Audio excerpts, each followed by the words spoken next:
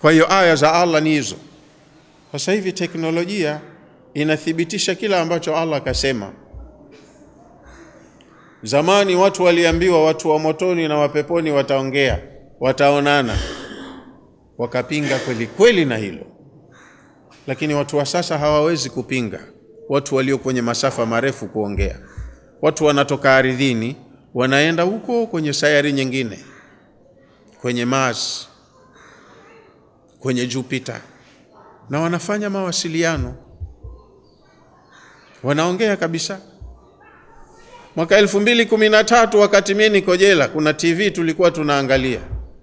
Wachina walirusha chombo chao cha anga za juu. Wakapeleka wataalamu wao, tunaangalia kwenye TV.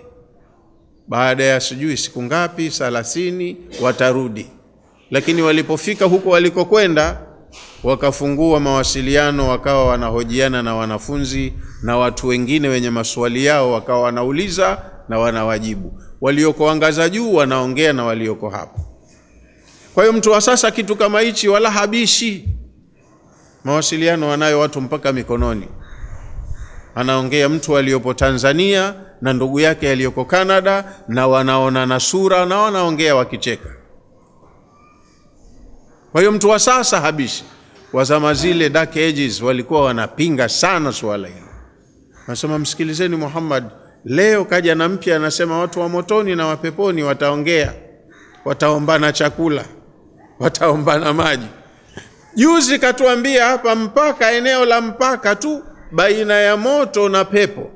Yani moto uko kulia, pepo yuko kushoto.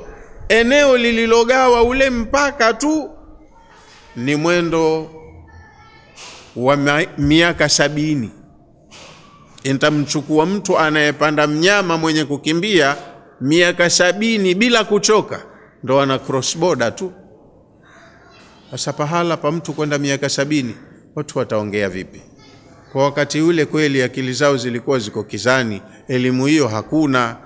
Lakini watu wa sasa wanayo hiyo elimu, wanajua. Ndicho alichosema Allah, nitawaonyesha kwa mifano. Kwa hiyo sayansi sasa hivi inadhihirisha yale yale ambayo Allah kasema. Wataongea watu wa masafa ya mbali, na huku wanaonana na wanasikiana sauti. Tugaieni chakula, anasema hivi haviruhusiwi. Wewe komaa tu mwanangu, maana uliyataka. Wala mtu hatomuonea hali kwa sababu baba yake au mwanawe aliyeko motoni anaomba msaada kwa mtu wake peponi anayemjua. Mtu wa peponi aliogopa kufanya haramu duniani, atakwenda kufanya haramu, jambo haliruhusiwi akhera, afanyi. Kwa unamuomba msaada, anakujibu tu makavu live, inna Allaha harramahuma ala alkafirin. Unaomba chakula au maji, hivyo vitu vyote Allah amevikataza huku kwa makafiri, hawaruhusiwi. Kwa hiyo wewe kula dharia yako, kula ghislini yako, kula zakumi yako, inatosha, ndo saizi yako hiyo, ulijitafutia mwenyewe.